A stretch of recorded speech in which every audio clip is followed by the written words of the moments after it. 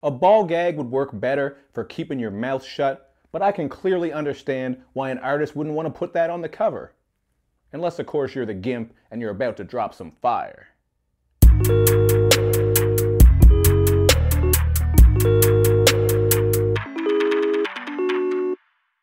What's up, everybody? It's Luke James, not the singer. If you're looking to get your music reviewed, you can hit up this email. That's right here.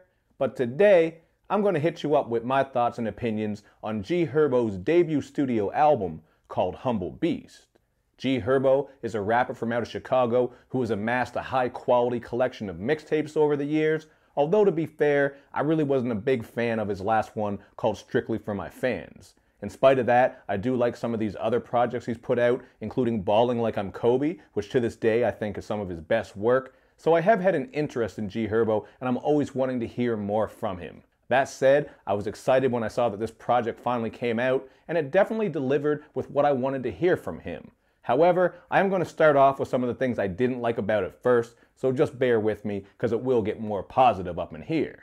First of all, I did think the first half of this album was a bit weaker than the second half, although it does start off nicely with that intro track called Street. We get some very epic production, and Herbo goes in about his humble beginnings in the streets of Chicago. The issue is, though, after that, we get a lot of songs that are more miss than they are hit, including the song Lil Gangbangin Ass, where he's working that flow that is just all over the damn place. If you know Herbo, you know exactly what flow I'm talking about. He just gets kind of off kilter and ahead of the beat. So even on his previous tapes and music, I'm not a big fan of that particular style, and he works that same type of flow on Black, which is just your very typical auto-croon banger. These two tracks weren't really all out awful to me. I mean, I heard worse for sure, but they didn't really stick with me too much, and they kind of felt like fillerish mixtape tracks. There are a couple of other tracks that fit this vibe, including Everything with Lil Uzi, another pretty generic banger, but No Offender is worse than the song I like. I think this is easily the worst song on this entire project. It's just Herbo going in about all the different bitches he has, including one he calls Auntie because she has a lot of kids, and one he calls Suicide because she tried suicide. That's just really rude, man. God damn it. I'm not saying like I expect Herbo to be the most polite guy, but you're calling this girl suicide because she tried to commit it? That is just cold-blooded. But this song overall really didn't bring anything too unique or distinct, and I easily could have done without it.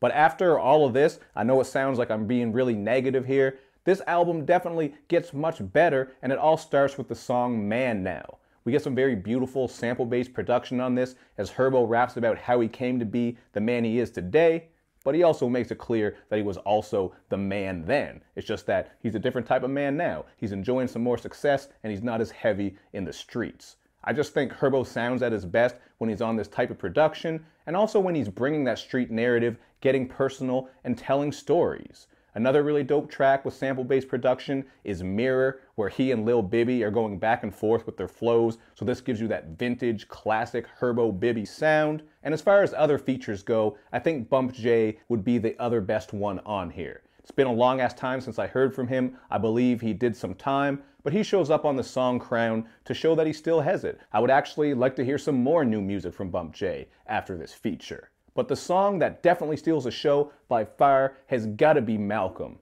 Again, we're getting some really nice sample-based production here, and this has Herbo telling the story of a kid named Malcolm, obviously, who was caught up in the streets. The storytelling on this gets so damn vivid, but what I really appreciate about this track is Herbo isn't just speaking about this one particular guy, Malcolm. He's using this story of Malcolm to speak on how a lot of people in Chicago fall into these same traps and cycles. I think this is some of his best work that I've ever heard from him. The storytelling is on point, and you gotta appreciate that Herbo was putting some messages throughout this album. On the surface, you really might think that he's just coming with that street shit and not really giving you much else, but he is giving you some of his opinions on what's going on, letting you know what he's seen, and also trying to spread some news and information to make shit get better.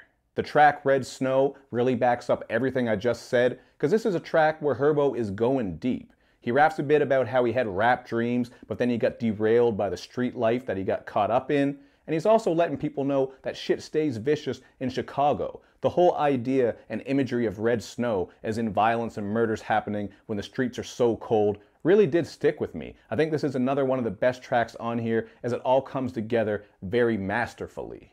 And at the end of the day, I am going to go with a positive rating here at 3.5 out of 5, because this is a damn good project that is well worth your time. I really think Herbo comes across as an authentic artist and person, so I appreciate what he's putting into this music. But again, that first half to me was very sloppy, so that kind of took me out of this project a little bit. I'm not going to say that makes it a bad project, it's just that I really didn't like some of those simpler sounds and the simpler content he was bringing on the first half. In a way, I think that will really work for some people because Herbo's been doing that style throughout most of his career, but that's just a personal thing with me. I really prefer him dropping stories and content on sample-based shit.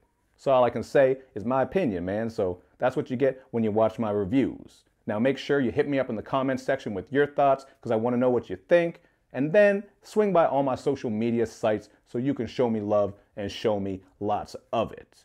Thank you for watching, everybody. I will see you next time.